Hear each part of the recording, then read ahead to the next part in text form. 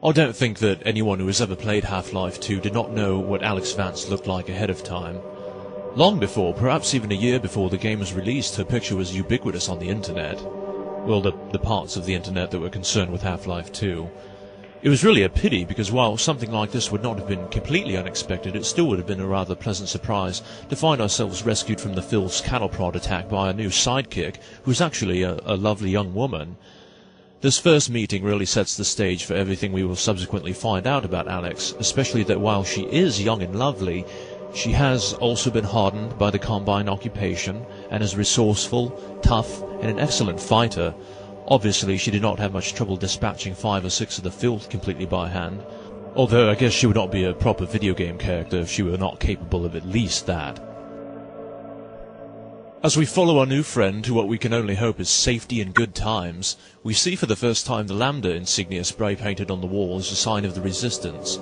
The appearance of this logo is the first indication that Gordon will soon find that his exploits at Black Mesa are known far and wide, and have almost become legend amongst the populace. It's wonderfully ironic that the secret doorway is the vending machine selling Dr. Breen's Private Reserve. Now, how many would-be dictators have a canned drink named after them? Valve, I think if you produce small amounts of Dr. Breen's Private Reserve, filled the cans with rather metallic-tasting tap water, and memory-restricting medications, and offered them online in 6-packs, I think you would find a market. Not a large or even profitable market, but a market nonetheless. As I've mentioned elsewhere, I do have a very strong liking for Dr. Kleiner. Everything about him is stereotypically scientist, from his white lab coat, which is probably his original coat from Black Mesa, to his thick glasses, to his manner of speech. He's a real geek, as it were, a real dog, and working in a lab myself, I can relate and appreciate this type of meticulous, obsessive personality. As we go along, we notice that it's quite difficult to steer Dr. Kleiner's thoughts away from his work on the teleport, his dealings with the Resistance, and of course his singular obsession with Hedy Lamarr, his pet head crab. Dr. Kleiner's lab is a wonderful place, and it's a great interlude. Everything about the look of it makes it apparent that it's been operating in secret, and that many things have been scavenged, possibly even from the Combine. It's obvious that Dr. Kleiner does not now have the financial backing that he did at Black Mesa for his research, and his lab speaks volumes of the resourcefulness that has come as a result of this. There are plenty of things to play with and look at, which is great because it gives the player an opportunity to practice manipulating the environment, which is of course one of the hallmarks of Half-Life 2.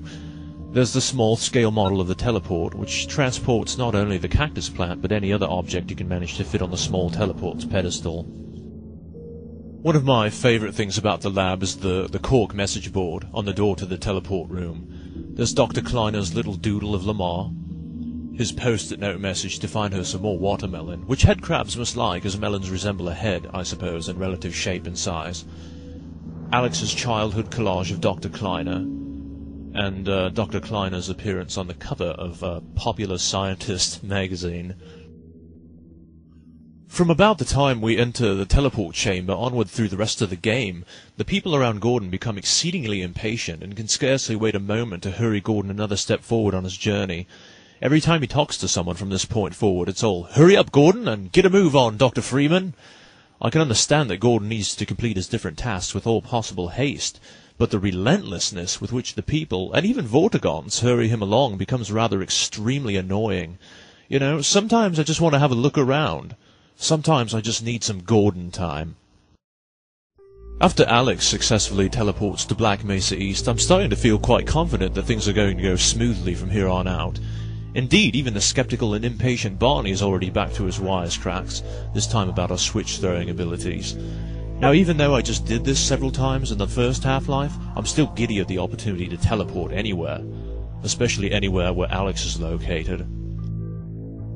But then, everything just sort of falls apart, doesn't it? Oh, bloody hell, it's that head crab, and she's definitely going to make a real mess of things now. It's great when we reappear, and Dr. Kleiner's first question is regarding the whereabouts of the head crab. Is Lamarr with him? Cheers, Doctor, your concern for my safety is touching. How curious that we also briefly appear in Dr. Breen's office. This is the first time we see him speaking to the advisor on the monitor, a being that really looks like a cross between a larva and a gas mask.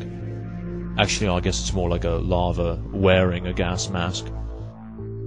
And finally, after things are really mucked up good, we reappear directly behind the window, and we startle Dr. Kleiner to the point that he screams, which, like the can cop, is one of my top 10 favourite moments in the game.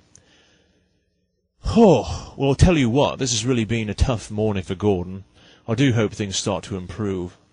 A cup of tea would still be nice, although I have to admit I'd even settle for a can of Dr. Breen's Private Reserve at this point.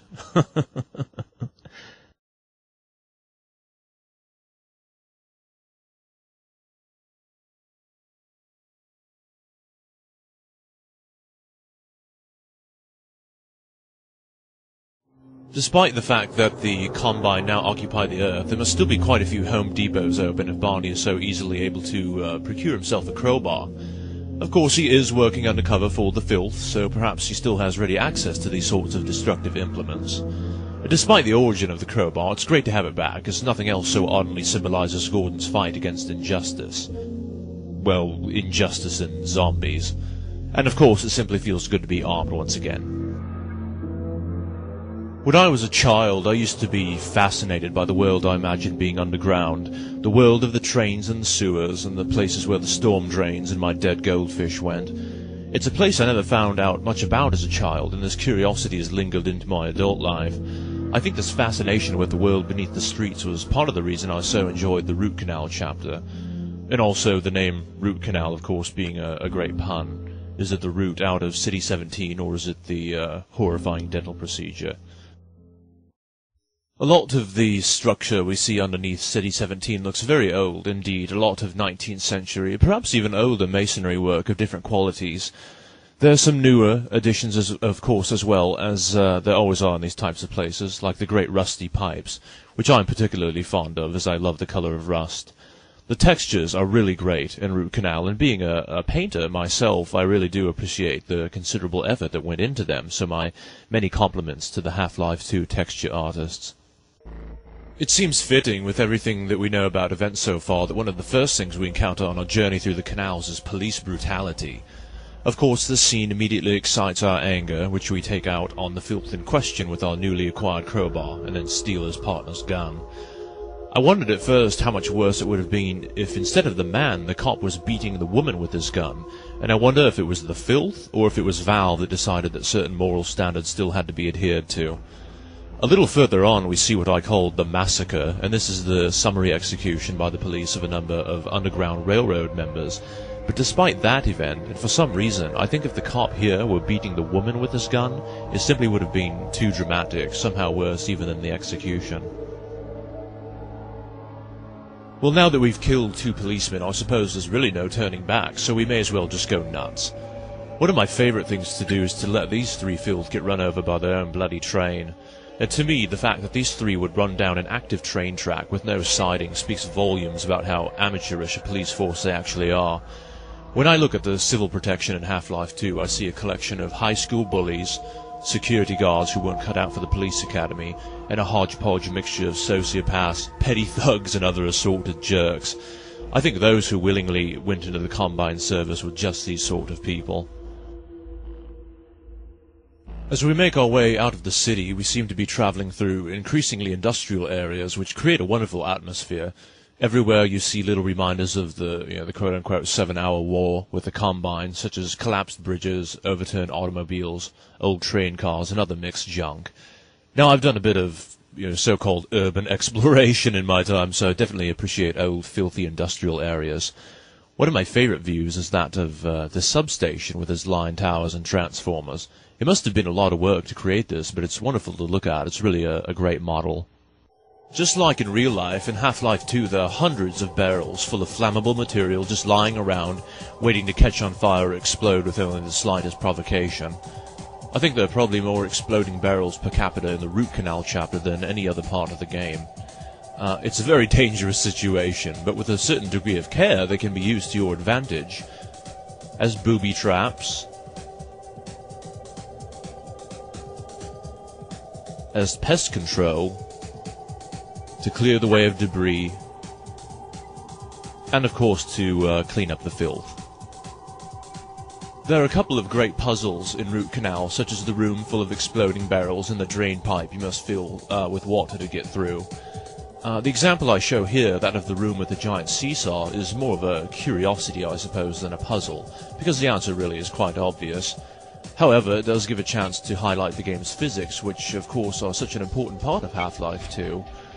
The solution, of course, is to take all of the cinder blocks in the room and stack them on the back side of the board until there is sufficient weight to hold you aloft at the other end so you can jump up on the ledge.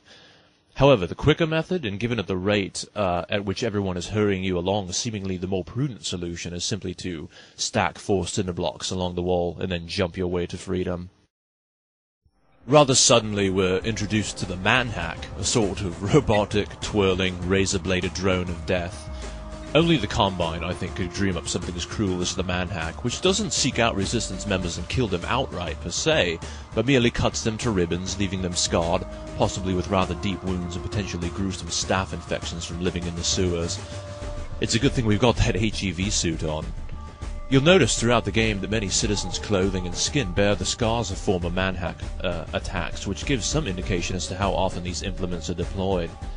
From the game's perspective, they're extremely annoying due to the difficulty in bringing them down and their persistence, but they certainly make quite an impression, quite literally, I'm afraid. And finally, we leave the sewers behind and find a sort of refugee camp located of all places in a highly radioactive toxic waste dump. The people here actually look surprisingly healthy for living in such a location. I would have expected there to be a lot less hair and teeth, and a lot more infected lesions and bleeding gums. This is also the first time we see the Combine using headcrabs enclosed within a sort of giant artillery shell as a biological weapon.